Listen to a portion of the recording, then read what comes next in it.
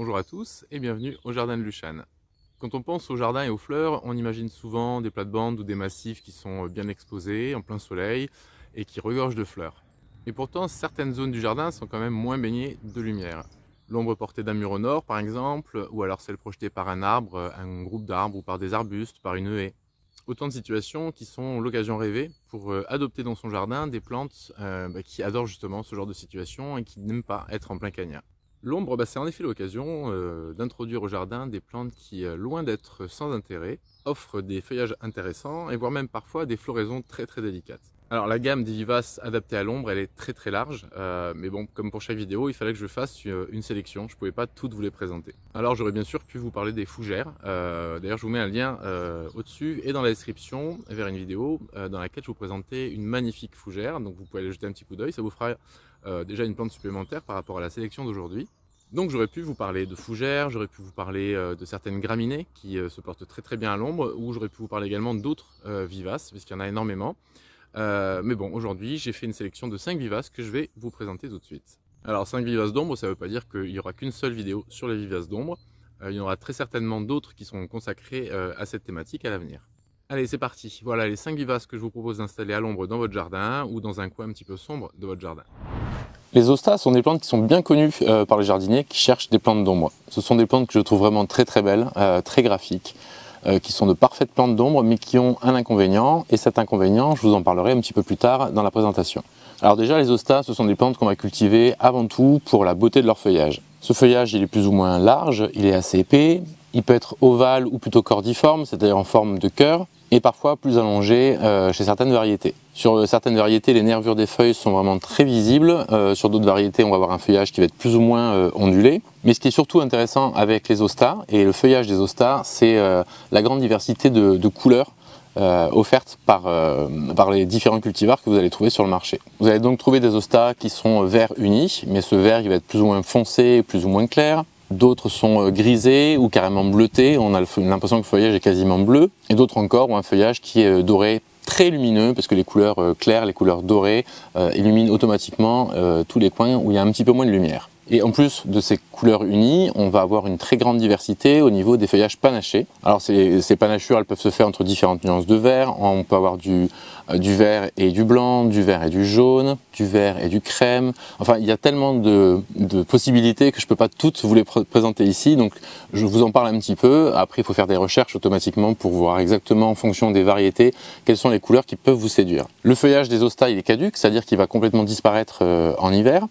Et après il va apparaître, alors il va pousser au printemps, il peut paraître assez tard au printemps, donc ne vous inquiétez pas si au départ vous avez l'impression que votre plante est morte, c'est pas le cas, laissez-lui le temps de se développer. Le feuillage va être bien plantureux normalement, si tout se passe bien, on va voir pourquoi, pendant toute la saison. Et puis à l'automne, certaines prennent de très belles teintes qui peuvent être un petit peu jaune doré ou orangé. En moyenne, les hostas, elles vont faire entre 30 et 60 cm. C'est une moyenne sur l'ensemble des cultivars que vous allez trouver. On en a également des variétés naines qui vont faire une dizaine de centimètres. Donc ce sont vraiment des tout petits bijoux. Et on a des géantes, comme par exemple Empress Woo, qui est un hosta, parce qu'on dit un hosta, qui est un hosta qui va monter facilement à 1,30 m. Je vous disais donc que les hostas, on les cultivait essentiellement pour la beauté de leur feuillage, mais ça ne veut pas dire que leur floraison est dénuée d'intérêt. Et cette floraison, elle rajoute même au charme de la plante. Alors elle intervient entre juin et septembre, selon les variétés, selon le climat. Et donc ce sont des tiges au sommet desquelles le long desquelles on a des grappes de fleurs un petit peu en trompette, qui peuvent être mauves, blanches, lilas, parfois elles sont même un petit peu striées. Et certaines sont même parfumées, comme par exemple je pense à l'Hosta plantaginea qui fait des fleurs justement réputées pour la douceur de leur parfum. Bref, il y a une grande diversité de taille, de couleurs de feuillage, floraison, parfumée ou non. Donc de quoi vraiment commencer à installer une petite atmosphère de sous-bois très sympa chez vous. Pour ce qui est de la culture, forcément on va les planter à l'ombre ou à la mi-ombre. On peut éventuellement dans certaines régions les planter au soleil, mais plutôt au soleil non brûlant qui peuvent justement abîmer le feuillage, et dans un sol qui reste frais, parce que l'hosta reste quand même une plante qui aime les sols frais. L'hosta a une préférence pour les sols qui sont plutôt neutres, voire acides, et qui sont assez riches, assez profonds.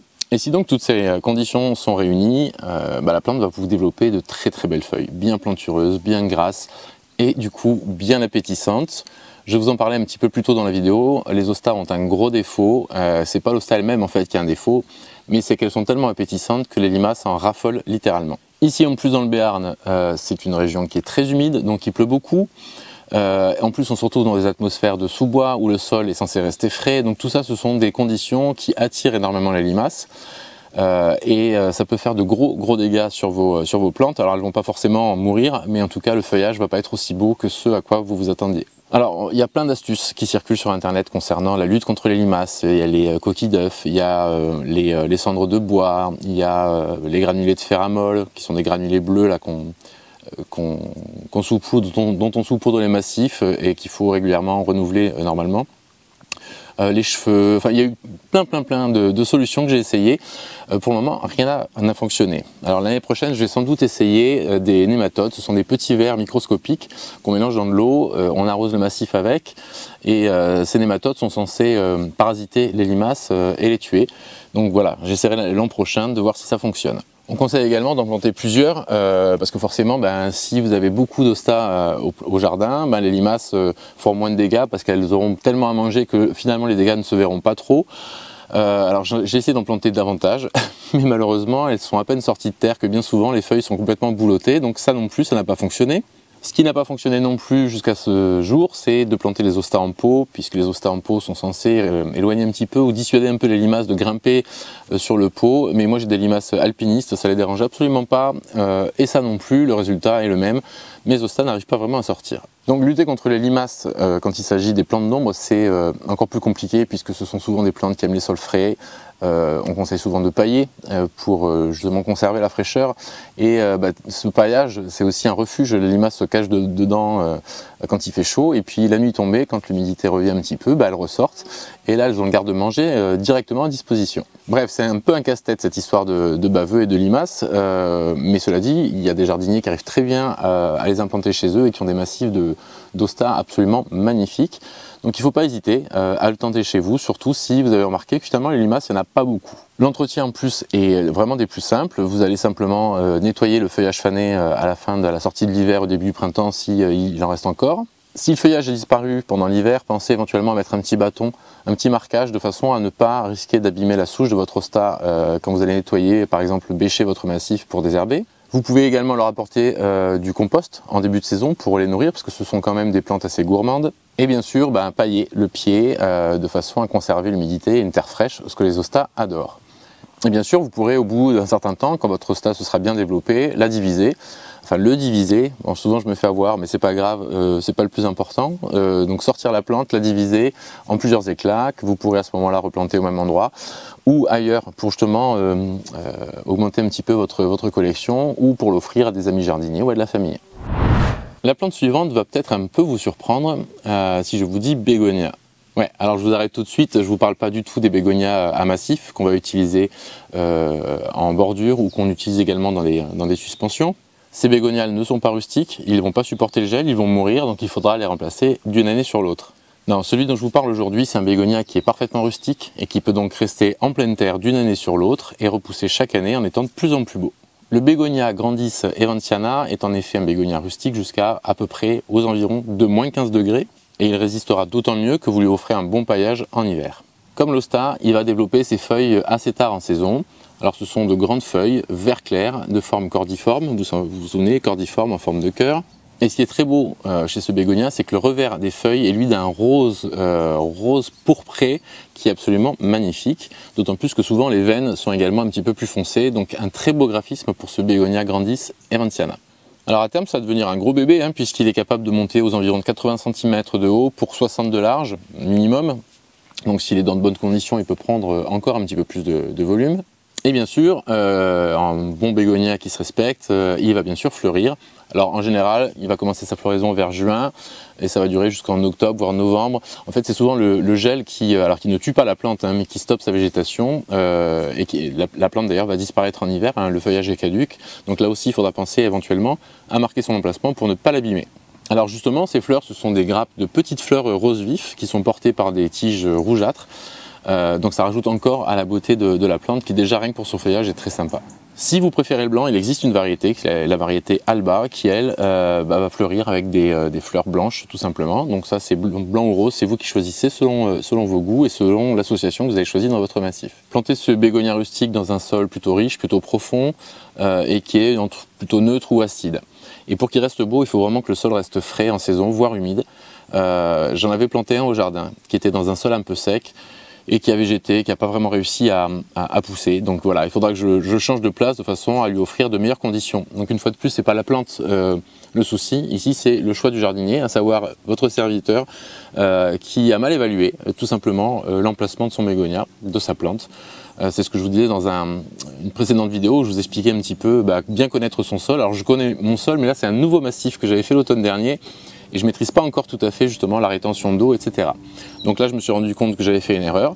C'est pas la faute de la plante, c'est la mienne. Donc je vais changer la plante de place et lui offrir des conditions plus favorables. Si vous n'avez pas de jardin, pas de panique, vous pouvez tout à fait cultiver ce bégonia dans un grand pot et le cultiver sur une terrasse, dans un patio, sur un balcon. À condition bien sûr que votre balcon ne soit pas exposé plein sud, en plein cagnat, et en vérifiant à garder le substrat frais, donc il faudra arroser assez régulièrement. Sinon pour ce qui est de l'entretien, il n'y a pas grand chose à faire. On va nettoyer éventuellement en début de saison, donc fin d'hiver, début de printemps s'il y a des choses à nettoyer. On va rapporter du compost parce que c'est aussi une plante qui a besoin de manger. On repaille pour garder la terre fraîche et c'est reparti pour toute la saison. Certaines plantes sont cultivées avant tout pour leur feuillage. On l'a vu par exemple avec les hostas, on a vu aussi que le bégonia avait un feuillage décoratif mais qu'il offrait en prime une floraison sympa. Mais il y a beaucoup de plantes d'ombre qui sont cultivées essentiellement pour la beauté de leur feuillage.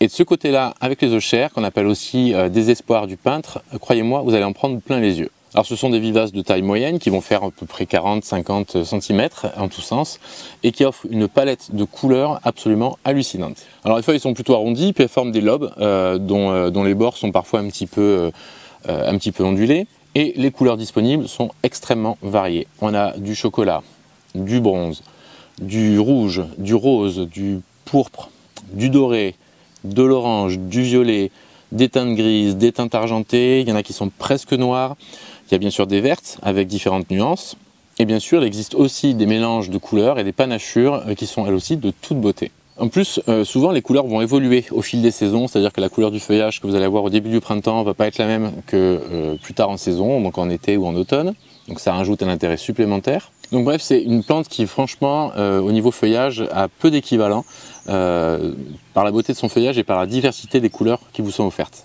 Alors ces touffes colorées, elles vont être aussi surmontées entre mai et juillet en général, à peu près selon les cultivars et selon la météo, de petites fleurs très très légères, portées par des tiges assez fines, qui rapportent beaucoup de grâce à la plante. Alors la floraison, c'est pas ce qu'il y a de plus exceptionnel chez les euchères. Si vous préférez vous orienter un peu plus sur ce type de plante, mais avec une floraison un peu plus de tape à l'œil, on va dire, il vaut mieux taper sur les Eucherella, qui sont une hybridation, un mélange entre les euchères et les tiarella, et qui sont réputés pour avoir une floraison plus généreuse que les euchères. Les couleurs des fleurs ne sont pas non plus très variées, vous avez du blanc, vous avez du rose, vous avez du rouge avec quelques nuances. Voilà, mais comme je vous le disais, ce n'est pas l'atout principal des euchères puisque ça reste leur feuillage. Les euchères, elles aiment les sols riches, frais et drainés et on va justement éviter les sols trop lourds, trop argileux et mal drainés dans lesquels en général elles ne vivent pas très longtemps. Donc si vous avez un sol un peu comme ça, moi je vous conseille d'amender avec du compost, avec éventuellement du sable de rivière, voilà, pour alléger un petit peu le substrat et améliorer le drainage. Sachant que par contre pour le pH du sol, elles sont assez peu regardantes s'il est neutre, acide ou calcaire. Vous pouvez donc les installer à l'ombre ou à la mi-ombre, vous pouvez éventuellement les installer au soleil non brûlant si vous avez un sol qui reste frais, et vous pouvez bien sûr les cultiver en pot. Ce sont des plantes bien rustiques, l'entretien il est aussi assez limité, alors souvent ce sont des vivaces à feuillage persistant, donc on va avoir des feuilles qui vont s'abîmer un petit peu, il suffit, limite régulièrement ou en tout cas en début de saison, de supprimer le feuillage fané.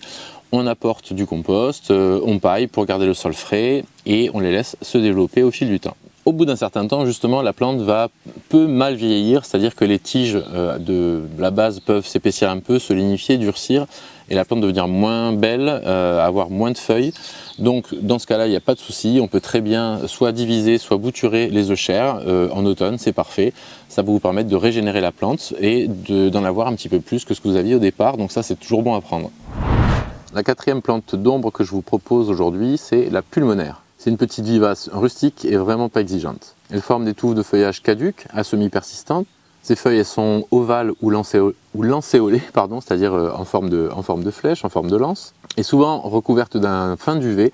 On dit qu'elles sont pubescentes. Alors le feuillage est plus ou moins vert clair ou vert foncé, et souvent il va présenter des petites taches, des petits points, qui font justement penser à un poumon, et c'est ça qui lui a valu son nom de pulmonaria. Chez certaines variétés, le feuillage il n'est pas tacheté, mais il est carrément comme glacé d'argent, et ça ce sont vraiment des variétés que je trouve absolument fabuleuses, c'est très très décorative. La floraison de la pulmonaire elle dure longtemps, elle commence au printemps en petites grappes de fleurs un peu tubulaires, en trompettes un peu tubulaires, qui sont bleues, roses, blanches ou violettes selon les cultivars. Elle va tolérer la sécheresse une fois qu'elle est bien installée, mais s'il fait vraiment très sec, elle peut se rabougrir un petit peu, donc essayez quand même de lui apporter un sol qui reste frais, en particulier en début de saison, au moment justement où elle développe son feuillage et où elle fleurit, elle en sera quand même beaucoup plus belle. Alors elle accepte les sols acides comme les sols calcaires, les sols plus riches et comme les sols plus pauvres, donc vous voyez, je vous le disais, elle est accommodante, elle n'est pas très difficile à intégrer dans un jardin à l'ombre. Parfois on se demande par exemple comment aménager le pied des arbres ou des arbustes ou des haies. La pulmonaire ça lui fait pas du tout peur et ça lui offrira quand même un drainage dont elle a besoin. Alors la contrepartie c'est quand même faire attention à ce que le sol reste frais, donc on n'hésite pas à bien pailler de façon justement à conserver cette fraîcheur. Peu à peu la plante elle va s'étoffer et s'étendre un peu pour former des colonies qui vont monter à peu près entre on va dire 20 à 30 cm de hauteur. C'est pas une plante très grande. Côté rusticité aucun problème, elle va résister facilement à des températures de moins 20 degrés, il y a même des espèces qui résistent à des températures bien plus négatives, peut-être même plus que ce qu'on peut éventuellement avoir à affronter ici en métropole. L'entretien là aussi est très limité, donc voilà, essentiellement faire attention à lui garder un sol frais, donc un paillage, arroser un petit peu vraiment s'il fait très sec en début de saison, et puis le reste du temps c'est lui laisser vivre sa vie. Vous pouvez comme d'autres plantes, si vous le souhaitez à un moment donné, la diviser. Moi j'en ai 2 ou 3 pieds au jardin, pour le moment ça fait plusieurs années qu'ils sont au jardin, je n'y ai jamais touché, elles sont encore très belles. La dernière vivace d'ombre que je vous propose dans cette sélection, on l'appelle la fleur des elfes ou épimedium. Alors c'est un couvre-sol qui pousse assez lentement, il faut être assez patient, mais qui mérite vraiment de trouver une place dans votre jardin. C'est une vivace qui va s'étendre par rhizome, lentement mais sûrement, et qui à terme va former des tapis, des coussins qui vont faire à peu près une trentaine de centimètres de haut. Le feuillage il est divisé, il est en forme de cœur ou en forme de flèche, et certaines variétés ont la particularité d'avoir un feuillage denté. Ce feuillage il est plus ou moins vert, il peut être marbré ou taché d'autres couleurs. Vous pouvez également avoir un liseré sur le pourtour de la feuille. Et une fois encore, ces teintes elles vont évoluer entre le moment où la plante débourre, c'est-à-dire où elle sort ses nouvelles feuilles en début de printemps, enfin au printemps, et la fin de saison. Et certaines variétés en fin de saison prennent des teintes chaudes, rougeâtres, orangées, brunâtres, qui sont vraiment très belles. Le feuillage des épimediums, il est majoritairement persistant, alors à l'exception des espèces asiatiques et de leurs hybrides. On peut par exemple citer l'épimedium grandiflorum ou l'épimedium yangianum, qui donc eux vont perdre leur feuillage en hiver. Alors au passage, je tiens à remercier Michael du site Promesse de Fleurs qui a éclairé ma lanterne sur ce point. Alors une fois que l'épimedium il est bien développé, il prend son temps, mais une fois qu'il est bien développé, il forme des coussins assez denses qui vont justement avoir l'avantage de limiter la pousse des mauvaises herbes. Je sais qu'il faut dire les indésirables, mais enfin on s'est compris, ça va quand même limiter la pousse d'herbes que vous ne souhaiteriez pas voir à cet endroit-là, on va dire. La floraison de l'épimedium, elle est assez éphémère, elle est assez discrète, mais chez certaines variétés, elle est vraiment très sympa. Alors ce sont des petites grappes de fleurs qui vont être orangées, rouges, roses, blanches, les fleurs mauves ou parfois même bicolores. Et la forme de ces fleurs, elle peut également varier. On va avoir des fleurs avec un éperon à l'arrière qui va faire penser un petit peu à la floraison de l'encolie par exemple. Puis il y en a d'autres qui auront une forme étoilée avec des pétales plus ou moins fins. Enfin, quelle que soit la forme de la fleur, ça reste une très belle plante d'ombre. Et justement, en parlant d'ombre, l'épimedium va accepter de pousser à l'ombre, même à l'ombre très dense. Alors c'est sûr que si vous avez une ombre très dense, la floraison risque d'être encore plus discrète que si vous avez un petit peu de lumière dans la journée, mais l'ombre dense ne lui fait absolument pas peur. Offrez-lui un sol riche, humifère, même argileux, en n'ayant pas trop de calcaire si possible. L'épimedium va s'installer très facilement au pied des arbres ou des arbustes dans des conditions d'ombre sèche. Concernant l'entretien, il y a 2 écoles. Certains conseillent de raser le feuillage à la sortie de l'hiver, de façon à ce qu'il renouvelle complètement son feuillage. Alors c'est une plante qui est rustique jusqu'à moins 15 degrés, donc la rusticité de la plante en elle-même c'est pas vraiment un souci, mais il faut quand même garder à l'esprit que ce feuillage constitue quand même une protection contre les derniers froids, et que ce dernier froid ils peuvent compromettre la floraison de votre épimédium. Donc certains préfèrent laisser le feuillage en place plutôt que de le couper complètement. Sachant qu'en plus, quand vous coupez le feuillage, surtout si vous intervenez un petit peu tard et que les nouvelles pousses ont commencé à percer, vous risquez également de couper et donc de compromettre, de couper les tiges à fleurs et donc de compromettre vous-même la floraison. En plus, des hybrides assez récents sont sortis ces dernières années qui ne réclament absolument pas d'être taillés en fin d'hiver. Donc voilà, après c'est vous qui voyez, vous pouvez faire différents essais dans votre jardin et voir ce qui vous satisfait le mieux et ce que la plante accepte le plus facilement. Voilà, on est arrivé au terme de cette sélection et pour cette conclusion, je me suis placé dans un endroit du jardin pour que vous puissiez admirer cette herbe de la pampa aux épis rosés, Cortaderia celoana rosea et l'Acea freemani autumn blaze, qui est un magnifique érable qui est en train de prendre des couleurs de feu puisque c'est l'automne.